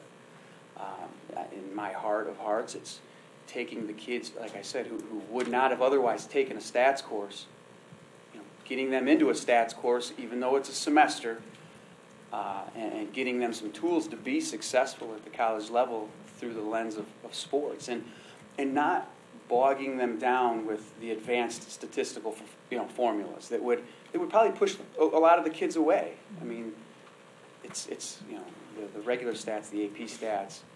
There's some heavy mathematics that are in that I know for a fact scare the kids away. And I think this is. I can't say for sure. I just think it's going to be a great opportunity for our kids to get a different view on statistics. Yeah. Okay. And just a quick comment. Dr. Matthews' note of Moneyball and using it in baseball. I was watching a basketball game, professional basketball game the other night, where basically they had a statistician that was hired from one team to another just to work on the shooter's shot and statistically where they should take their shots from and all that. So it is finding its way more and more into professional sports, not just collecting the data, but how to analyze it and stuff. Absolutely. I'm still kind of on the fence because I see that regular year-long statistics is building up into those heavy formulas and stuff, and you're taking the first half of it and just applying sports to it. That's, to me, that's what I'm still seeing. So I just have a quick question about the materials in front of us. I'm on page 5 of 42. Okay. It's about, I believe it's about the textbook. But you have written beneath this section, it says Part 3, alignment with state standards and district instruction and assessment expectations. And you have a lot of notes beneath that talk about making sense of problems, perseverance in solving, reason abstractively and quantitatively. Are these all goals for the course? Or are they things that the course will cover? I wasn't clear from your notes. It says textbook content correlates. Do you want me to show you? Yeah. That'd be great. Can I Thank do you. that? Yeah, for sure. You're the president. It's right here. No, we just got a little So bit here. you've got this, and then you have all these notes right here. You can hang on to that. So my question is about that piece. Like, I'm trying to understand is that the intention of the course, or is that how that aligns to the state curriculum? You probably did this quite some time ago, so I'll give you a couple minutes. I thought these were, so textbook content course. So I think I read that, and then I went and I looked up what do they mean by Michigan Career and Employment Standards. Okay. This is what Michigan says kids need to be able to do. Okay. And the course will absolutely cover. It will touch on these. Okay. Yeah. Okay. Yeah. That was my question. Yep. Okay. All right. I'm not sure if you want me to go through them line by line, but No, I don't know that that's but necessary. yeah, I mean, It's not necessary for me. Unless yeah, the stats course will cover, these absolutely. Okay. Okay. Oh, one more Just- question. Yeah, so obviously, and I don't know, it's not like I'm in high school anymore, but when a kid walks into this class, okay, on the first day, I'm sure you've got a list of goals that you want them to meet. You're going to tell them, hey, when you're done with my class, here's the knowledge that you're going to walk away with, okay? Is there any way before the next meeting that you can kind of give us some bullet items, high level? I know it's kind of early. I know you're probably still thinking through this You guys have some given more. me great ideas just talking. You're talking about things that I haven't even thought about. Well, hey, listen, That's why it's always good to engage the board. And Yeah. let me tell you Bring something. a proposal to us. It's always a And you good can idea. call me if you want. I've Yeah. got a lot of ideas I would love to share with you. But I'd like to get at least a high level of what you would tell a kid the first day of class. Here's what you're going to be able to do after you're done with the semester. If I could see that before the next meeting, I mean, that'd be great. And like I said, I'm not. I don't mean to be putting a lot of pressure on you. I just some bullet items Like of a just draft. a few things. Yeah, like a draft of here's kind of an early because this class isn't going to run till what, next fall at the earliest, right? Yeah. Next fall. Yeah, so just a bullet item, 5, 6 things that you're hoping they gain, knowledge that they gain from this particular class when they're done with the semester. Sure. And then perhaps some clarity for the community. The expectation of our courses and what we have, the drawing a direct line between whatever course we offer and our potential job is not the way we choose courses and what we have. What we're looking at is the amalgam of the experience we provide as the Novi Community School District to prepare kids for their future. This is a semester-long course. I would never expect a semester-long high school level course to land somebody a job as a professional statistician. What I see here is the opportunity for our kids to gain a skill set in a way that allows them to think laterally, which is really one of the most critical parts of what our world is demanding today. I can equate that very easily to taking a welding class as I did in high school. And it's taking that welding class in high school, not becoming a professional welder, but understanding the basic concepts of heliarc welding, flame cutting, arc welding, and so on, as we went forward in my job as a high school principal, middle school principal, and so on. So I believe, Mr. Payton, the work that you've done and the research that you've done is to perhaps provide an on-ramp for students to get some knowledge of statistics in a way, at the very least, so they're not intimidated by it when they see it in the future, and best case scenario, perhaps leading to another path. So with that, just want to be very clear to the community that when we build curriculum and plans for those curriculum in those pieces, our goal is to provide our students the opportunity to have choices in their life to follow whatever their passion or dreams are. Fortunately, when we look at our outcomes and what our high school kids are going on to do, really proud to say the work that this community has done as a community of parents and students, board members, and so on, has landed our kids in some very, very good spots. So for that, I'd like to say the initiative, taking the initiative to look into this and to be here tonight. I appreciate Mr. Kane. I know as an assistant principal, this is a good thing for you to be at as well. And we had a really great conversation at our principals meeting on Tuesday, and appreciate that. Anything you'd like to add from being an administrator as well in another school district? Anything about this course? Yeah, I think just looking at the course proposals and looking at the semester class, I think that might also, to Mr. Mena's question, it might open up some other areas, just because if we tie it with another class, we don't have to move schedules around as much. So it may, they don't have to jump around from first hour to sixth hour, so I think that might be another benefit of adding this semester class that could benefit, yes. Okay, so I'm just going to clarify. So what you're saying is those kids that have to move from a first period with one teacher, that have to jump to a sixth period with another teacher, they may not have to do that. They would have consistency. Right, if we could compare, if we line it up with that medical math, might provide them even more opportunities for other classes. Okay. So it might, when we put the schedule together, will maybe actually be a benefit for it. Okay. And Thanks. Just excited to be back after being gone for 8 years. So. Excited Glad to be have here. you back. Thank you, Mr. Kane. We do thank you both for being here and taking the time to answer the thanks for having questions. Fantastic. And really, I appreciate the thoroughness of your review of the textbook. It really, helped me to see how much you have actually invested in this and are really thinking it through, for the students. So appreciate you being here. This will come back before us. In the meantime, the hope is that maybe kind of an outline bullet of the goals that you hope have for kids for the class, or some kind of you said syllabus, but well, no, just a high draft. level. Just get an idea for what these kids are going to learn in the class. No problem. Okay, fantastic. Thank you. All right. Well, we will look for that. I don't know that you necessarily need to come back unless you want to. We would love to see you again, because you can see we don't have a big audience. But thank you. But this will come back for a formal vote on the 20th. On the 20th. All right.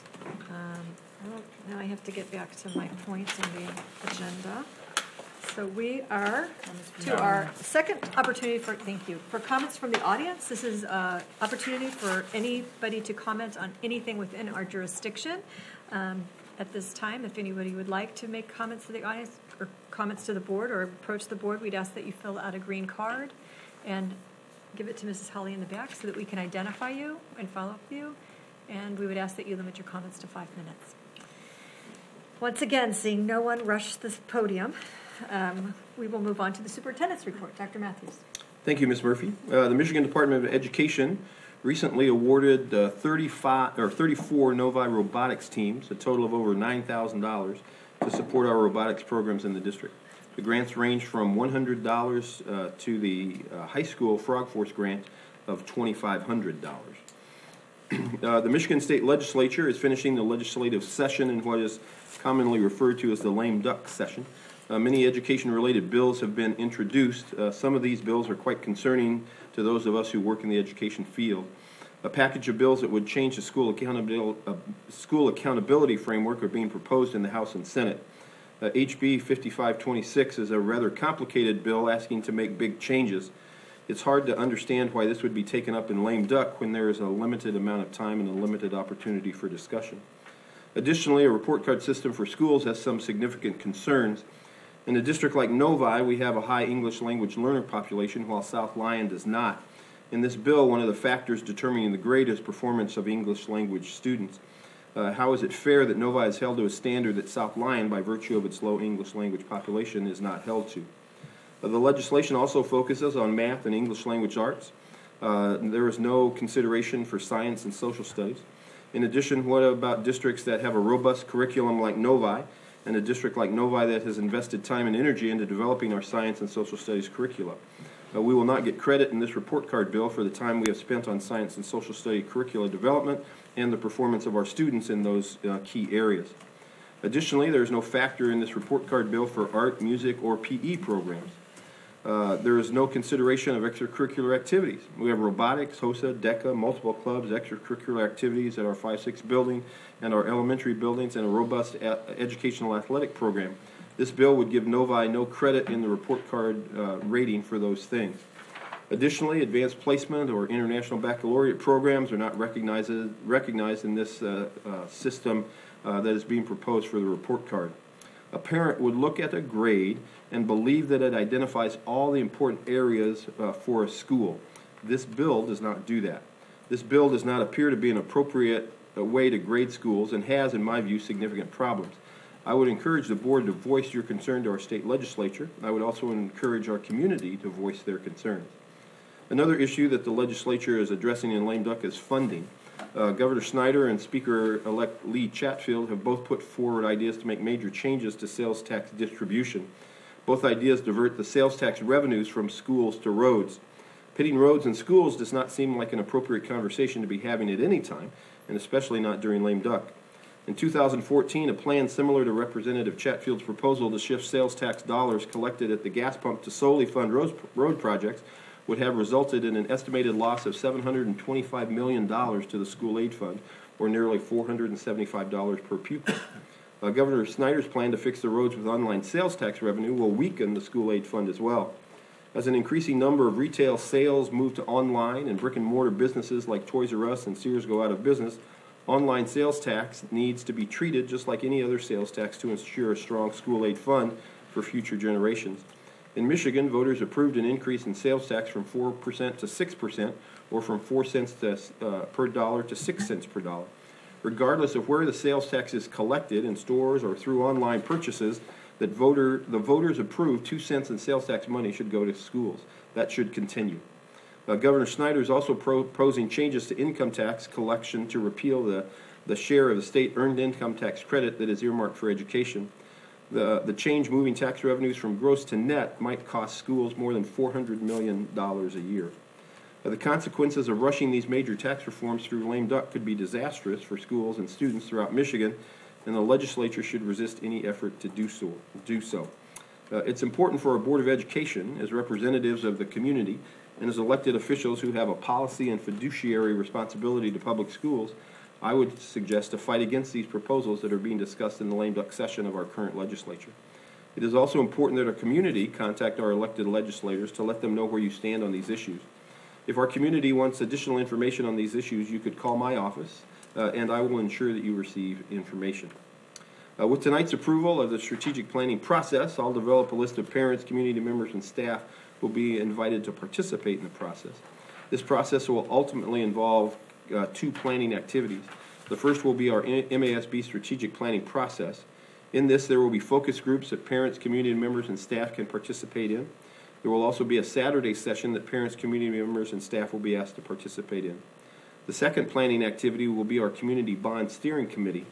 Many of the participants in the MASB strategic planning process will be asked to join in a series of 4 to 6 meetings to discuss our district facilities and technology needs. Invitations for these committees will go out by December 17th. I'm asking the board if you have names that you would like to be considered for these committees to please contact me with those names. The City of Novi and the Novi Community School District, along with a consulting firm, are collaborating on a Safe Routes to School grant. The grant encourages cities and school districts to work together to examine walking routes to school and to see if they can be improved. Tonight there was an informational meeting to gather community input. The district's role in this process was to help gather information through parent surveys at the K-8 buildings and to look at walking routes within our community. And Ms. Minnick and several of our administrators and parents and city officials have gone on those walking tours around our buildings. Now, we're not advocating certain outcomes, but we provided information, and we want the residents to communicate with the city who is the lead in this process. And tonight was one of those opportunities for community members to do that. And so that is my report this evening, Ms. Murphy. Thank you, Dr. Matthews. Yes, Mr. I have a question about that, the grant proposal. What's the decision-making process? 3 of us attended the public hearing before the board meeting. Does the city decide whether they're going to proceed with the grant or not? I mean, who makes the decision? I will turn to Ms. Minnick, who has been more intimately involved than I have. It is the City of Novi who is applying for the federal grant. The Novi Schools is collaborating with them on the elements that relate to students walking, biking, and wheelchairing to school, and in an attempt to make those pathways safer. The actual city council will make the decision, not this board, in terms of whether they'll proceed or not. That's proceed correct. With the grant. Yes. Okay, because there were quite a few concerns specifically with the Yorkshire subdivision tonight, so I hope that's going to be passed on to the city council. The other thing that came up that was kind of surprising, and I don't even know if it was true, it was parent input, but that there was, school letterhead was used to communicate to some subdivisions, and the people that signed the letter were City of Novi employees? What we discovered is that the consulting group for the city sent out a letter, and they used our community school district logo and the logo from the city on the letter, but it was not our letterhead. They just used those logos in the letter. So we did not. Did they ask you for that permission? I did not believe that they asked us for that permission. I think we should kindly talk to the city about that, because the perception was that we were endorsing it, and what I'm hearing is we're just helping gather information. Correct. We are a partner in the process.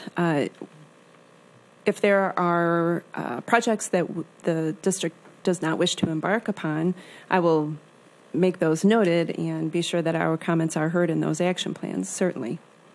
But the letter was on the project consultant's letterhead with the use of logos. All right. Next, we have our administrative reports. Ms. Minnick? Good evening. Thank you. I wanted to mention that I appreciate the community members who did attend the attended the meeting this evening.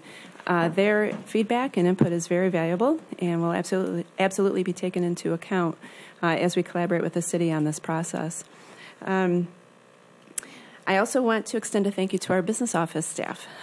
They put in several hours over the Thanksgiving holidays and the upcoming winter holidays and winter break to ensure that the December and January payrolls are processed on time. Because of the holidays, those time frames are compressed, and they're often found here over the break, being sure that payrolls are processed and that all of our staff healthcare elections are in place by January 1.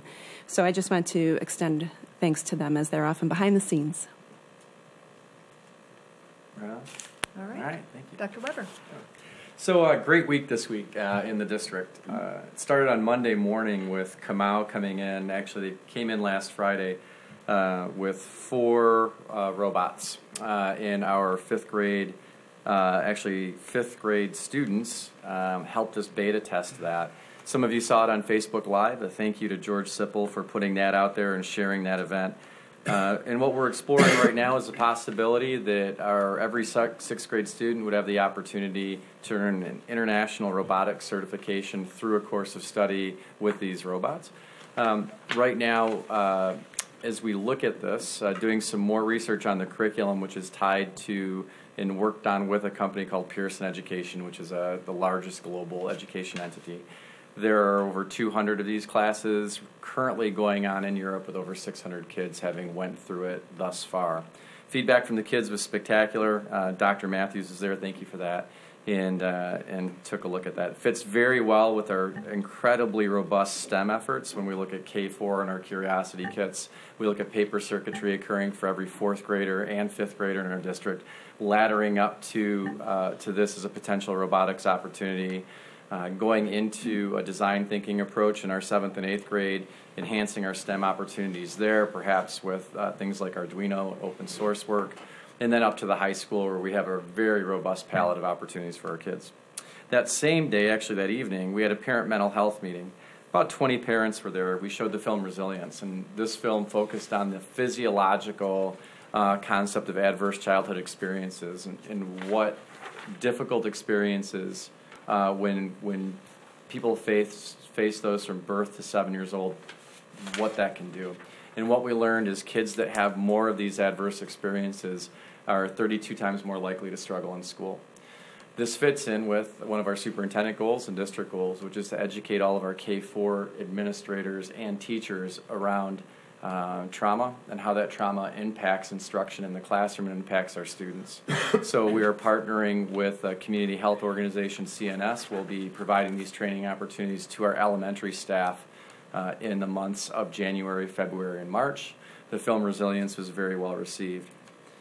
On Wednesday, our partners at Macy's came in preparation for the February launch. Our kids will be selling, some of our high school kids in our incubator class will actually be selling product under the Quest brand name and On Purpose socks.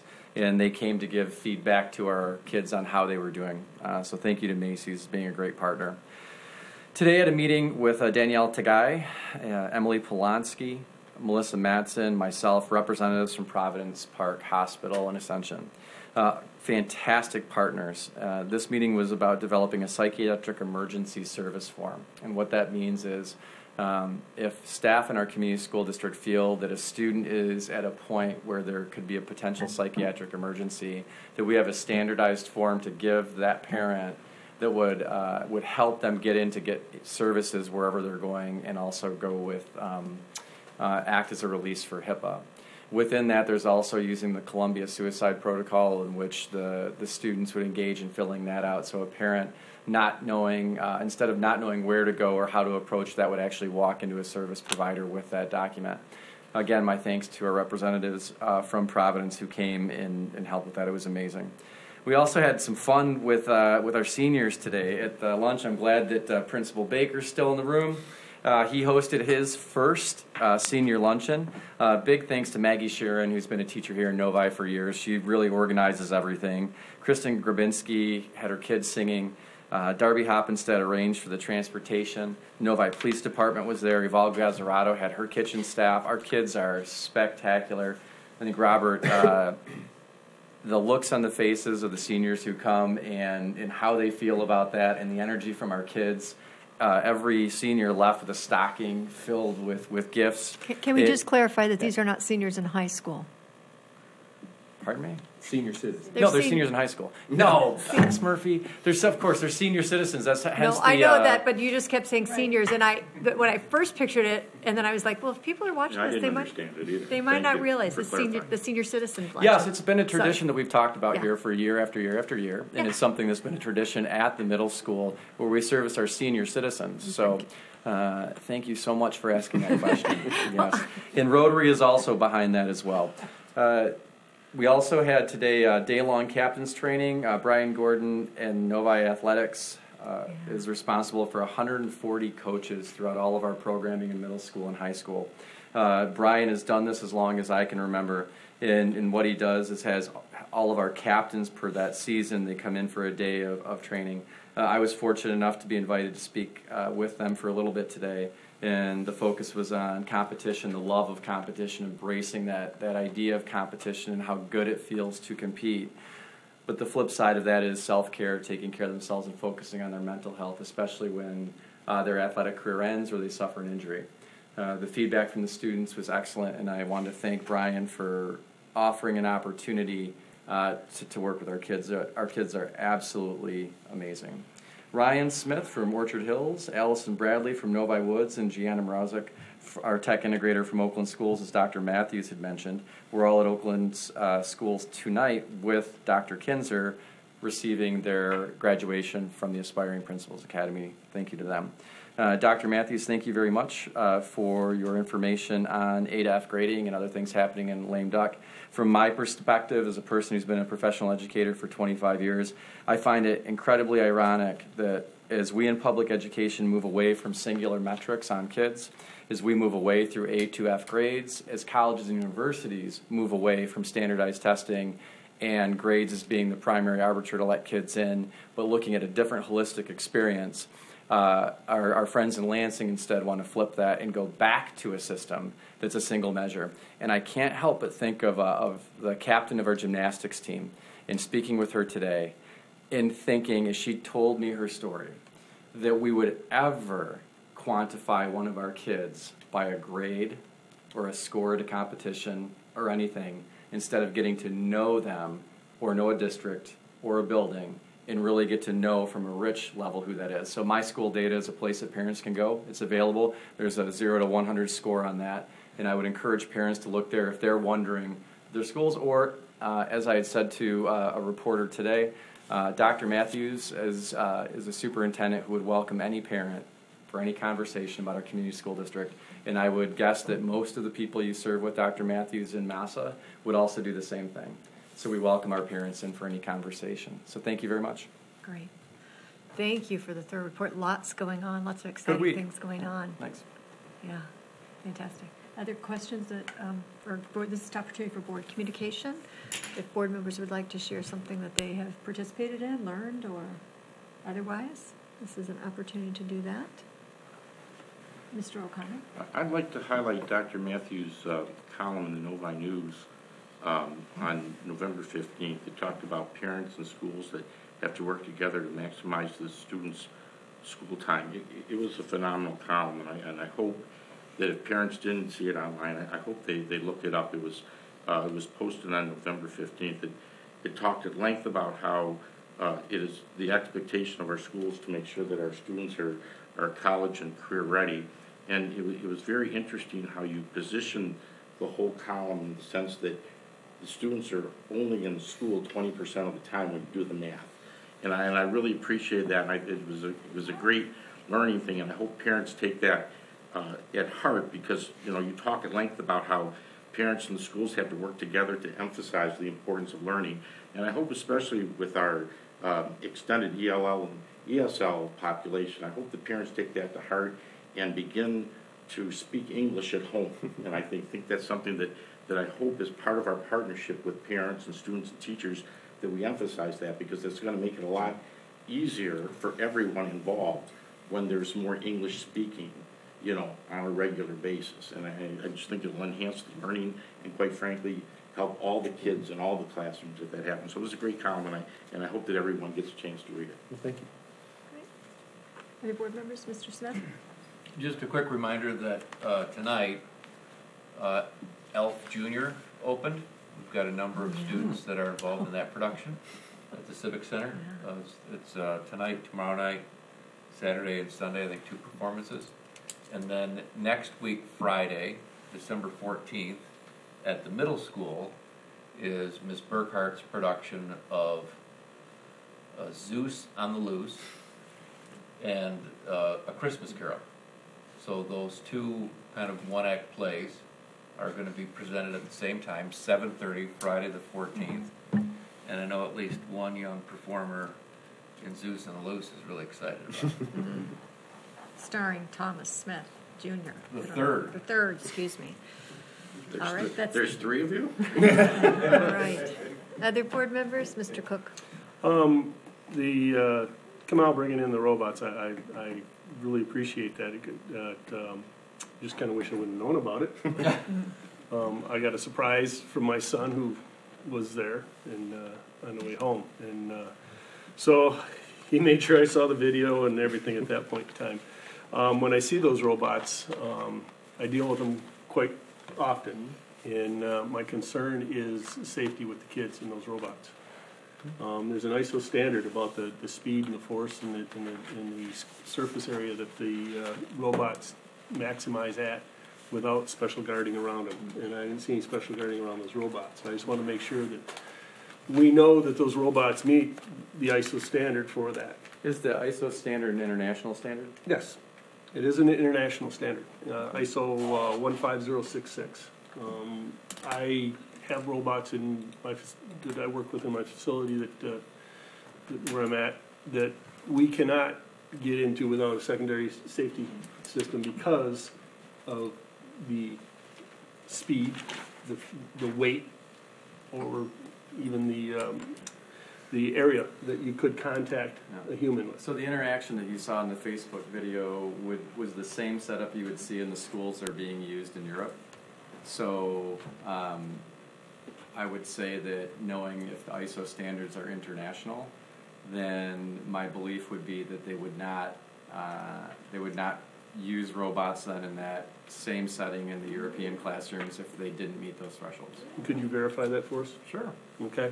The other thing is you mentioned a line of certification here, and earlier tonight you said we don't want to draw the line between what we offer. I believe I said it's not our primary decision when we have a class.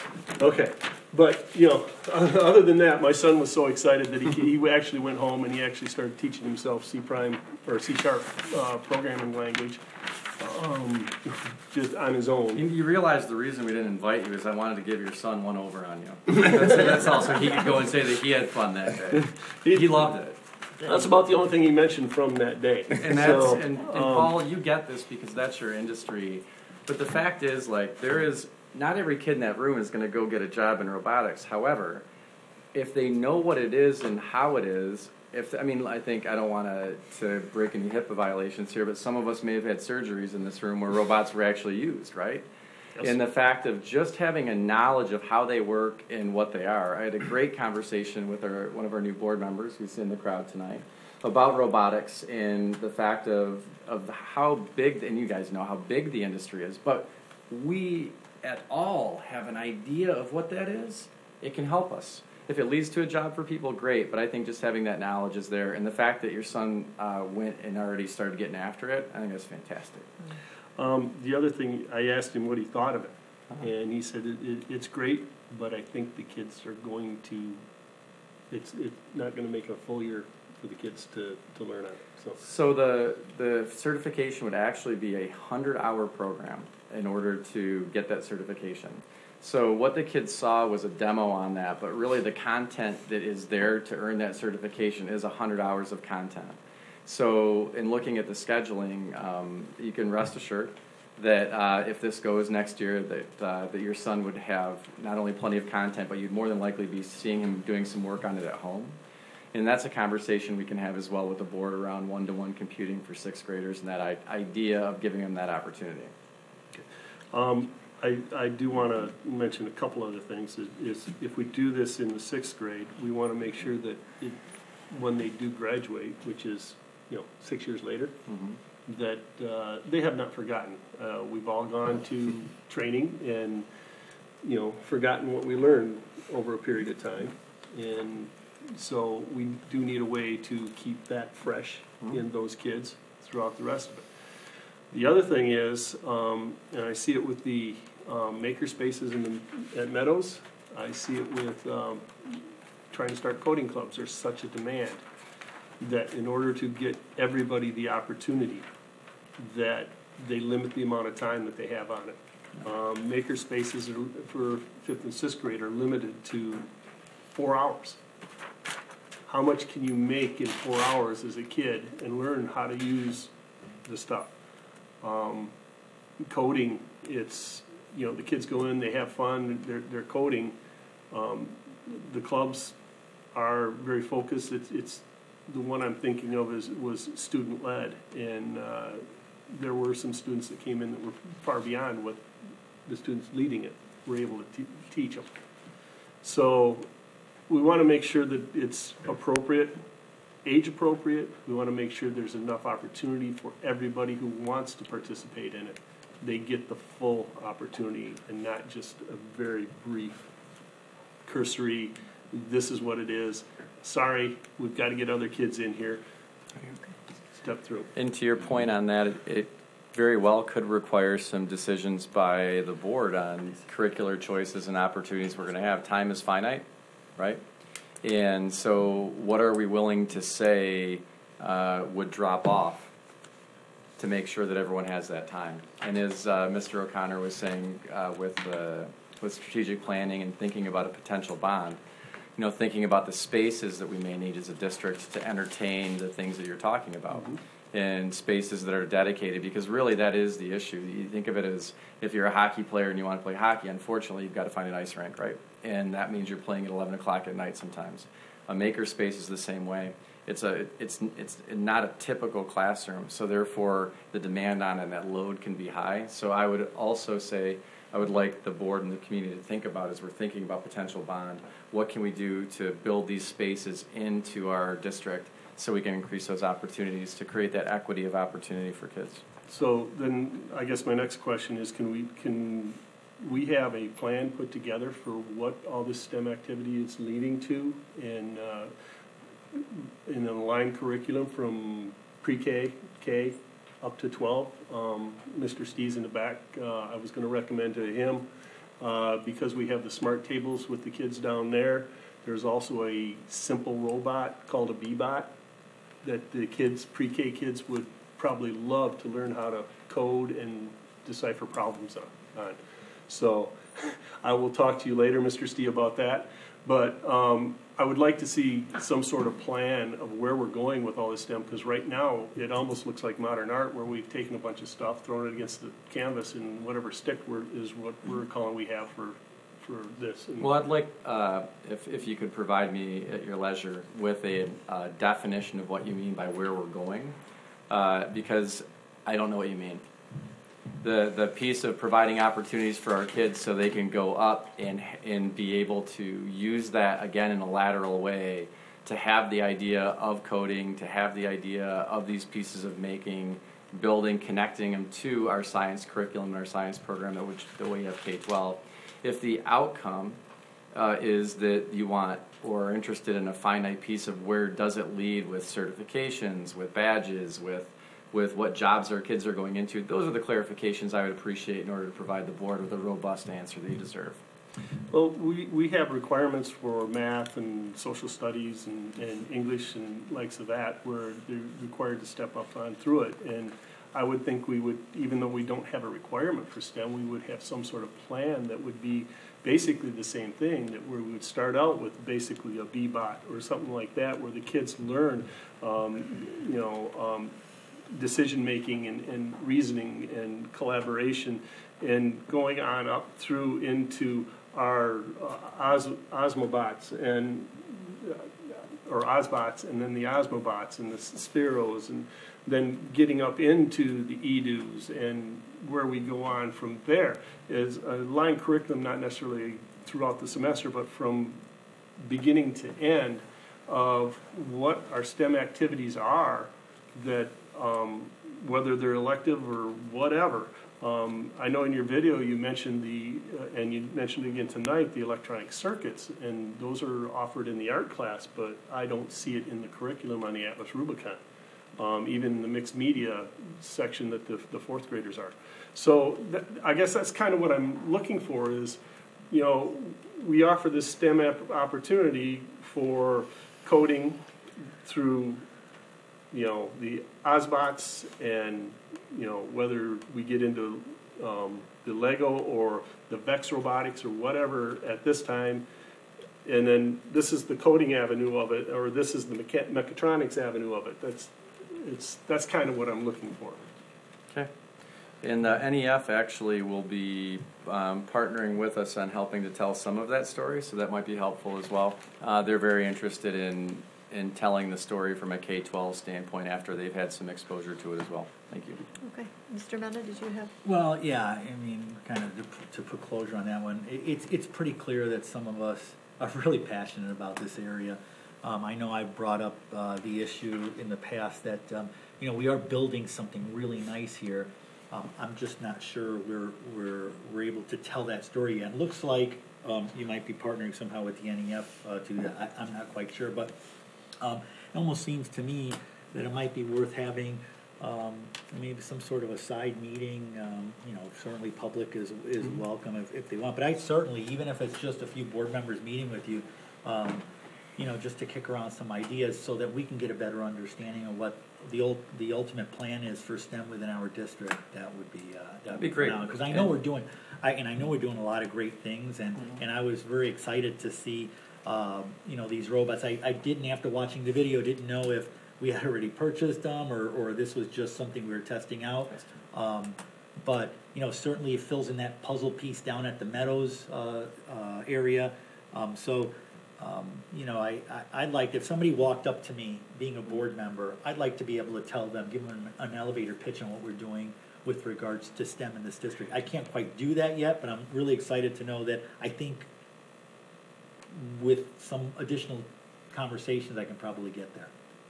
Yep, and we could also invite the head of technology at Oakland Schools, Jeff Maas, who would say that out of the 31 districts he works with in Oakland County, that he feels that we are far and above ahead of anyone. Yeah, so I'm sure we are. Go ahead and tell that story. Yeah. So, and I know, like, for example, when I talk to people in the industry, whenever they bring up a particular high school that's really advanced in robotics, Pinckney comes up quite a bit. Yeah. So I'm just kind of curious what they're doing out there as well. Pinckney's done some cybersecurity stuff, federal government grants as well, I believe, Steve. Yeah. So I just welcome the opportunity maybe to have some further discussions, maybe even outside the board table, to see if we can come up with some sort of a discussion on where we're going there. Yeah, that'd be great. Thank you. Okay. Other board communication? No. Seeing none. It looks like I would entertain a motion to adjourn. I'll move to adjourn. Mr. O'Connor's moved to adjourn. Mr. Smith has supported. All those in favor, please say aye. Aye. Those opposed? Motion carries 7-0. Thank you.